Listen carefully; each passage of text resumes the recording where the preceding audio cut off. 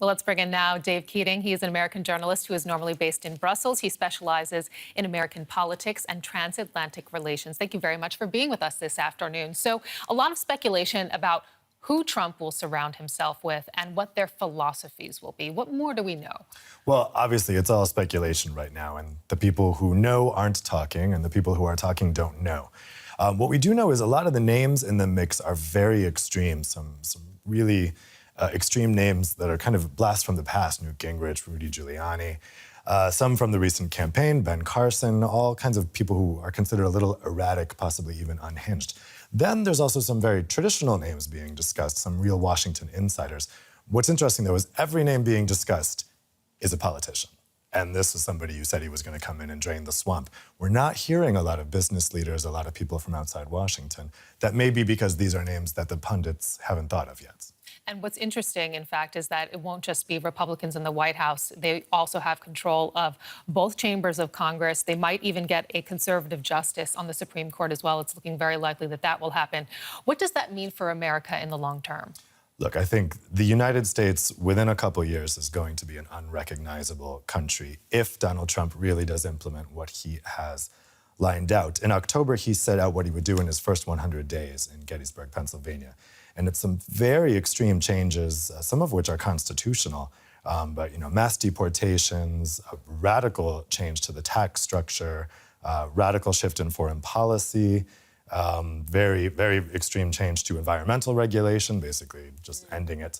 And so if all of these things go through, it would be a very extreme change, and Republicans control both houses of Congress, so there's no reason that they can't go through.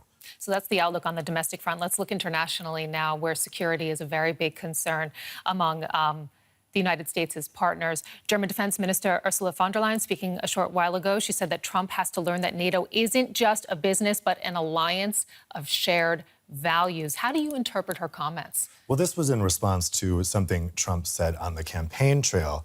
When asked if he would defend the Baltic countries from an invasion by Russia, he said he'd have to check and see if they had paid their dues. What he was referring to was the 2% suggested target that NATO countries are supposed to spend on their military, 2% of GDP. And so she's saying, look, an alliance is an alliance. It's not actually required that you meet the 2% threshold. And if you're saying that the U.S. defending NATO countries is dependent on whether or not they have paid, then there's no alliance at all. Then there is no NATO.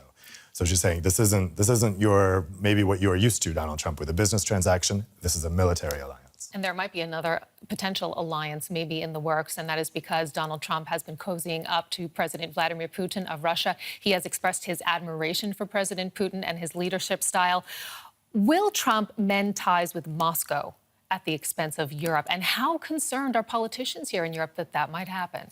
I think that perceived closeness between Trump and Putin is what really exacerbated fears about what he said about NATO, because it's in combination. It wasn't in a vacuum. It was also in a combination of a suspicion of sympathies, at least, with Putin.